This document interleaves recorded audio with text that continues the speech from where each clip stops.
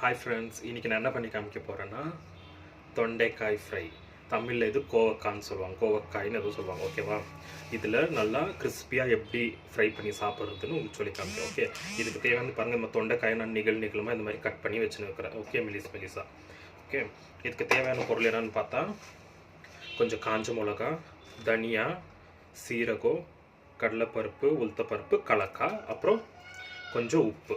Okay, அரைக்கக்குள்ள நம்ம இதெல்லாம் என்ன பண்ணணும், நம்ம நல்லா ட்ரை ரோஸ்ட் பண்ணிடணும். ட்ரை ரோஸ்ட் பண்ணிவிட்டு பவுட்ரு லைக் திப்பியாக பவுட்ரு பண்ணி வச்சுக்கணும். ஓகே, அப்புறமா அதை வந்து நல்லா ஃப்ரை பண்ணி கிறிஸ்பியாக ஃப்ரை பண்ணி ஸ்லோவாக எண்ணெய் ஆயில் போட்டுட்டு ஃப்ரை பண்ணி வைக்கணும்.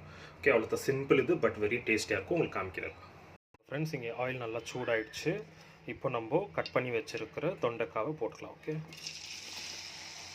இது நல்லா ஸ்லோவாக மீடியம் ஃப்ளேமில் வச்சு நல்லா ரோஸ்ட் ஆகட்டும். ஆல்டர்னேட்டாக நான் என்ன பண்ணின்னு இருக்கிறேன்னா, இன்னொரு பேனில் அதுவும் பேன் ஆல்ரெடி ஸ்டவ் ஆன் பண்ணிவிட்டு அந்த பேன் சூடாகிடுச்சு. இப்போ இந்த மசாலா ஐட்டம்கள் எல்லாம் போட்டு ட்ரை ரோஸ்ட் பண்ணிக்கிறேன். ஓகே, பண்ணிவிட்டு உங்களுக்கு காமிக்கிறேன் ஃப்ரெண்ட்ஸ். இது நல்லா ட்ரை ரோஸ்ட் பண்ணி ஆகிடுச்சு. இது கூட நான் கொஞ்சோண்டு மஞ்சத்தூள், உப்புத்தூள், அப்புறம் கொஞ்சம் இங்கு போட்டுன்னு இருக்கிறேன். ஓகே, இது இப்போ குறைப்பாக அரைச்சிட்டு எப்படி இருக்குன்னு காமிக்கிறேன். மீன்வாயில் நீங்கள் பாருங்கள், இதுவும் ஆல்மோஸ்ட்டு ஃப்ரை ஆகின்னு இருக்குது. இது இன்னும் ஒரு 2-3 மினிட்ஸ் நல்லா கொஞ்சம் கிறிஸ்பினஸ் வந்துருந்தோன்னும் எடுத்து செப்பரேட்டாக வச்சுட்டு உங்களுக்கு என்ன பண்ணணும்னு காமிக்கிறேன். இங்கே பாருங்கள் ஃப்ரெண்ட்ஸ், இந்த மாதிரி இந்த ஸ்டேஜில் நம்ம செப்பரேட்டாக எடுத்து வச்சிடணும். இது ஆல்மோஸ்ட் நல்லா ரோஸ்ட் ஆகிடுச்சு, தெரியுது உங்களுக்கு பாருங்கள். அப்புறம் இந்த மசாலா கூட நம்ம பொடி பண்ணின்னு வந்து இந்த மாதிரி ரொம்ப சாலிடாக இல்லாமல் கொஞ்சம் குறைப்பாக. ஓகே, இப்போ என்ன பண்ணால் அதே பேனில் அது இருக்கிற எக்ஸஸ் ஆயிலெல்லாம் எடுத்துட்டேன்.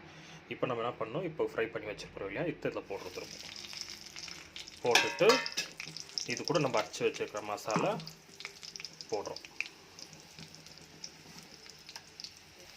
இங்கே பாருங்கள் ஃப்ரெண்ட்ஸ், இப்போ மசாலாலாம் போட்டு நல்லா இப்படி கிளறிட்டு ஒரு 2 to 3 மினிட்ஸ் நம்ம இப்படி கைவிடாதுன்னா அடி பிடிச்சிடும்.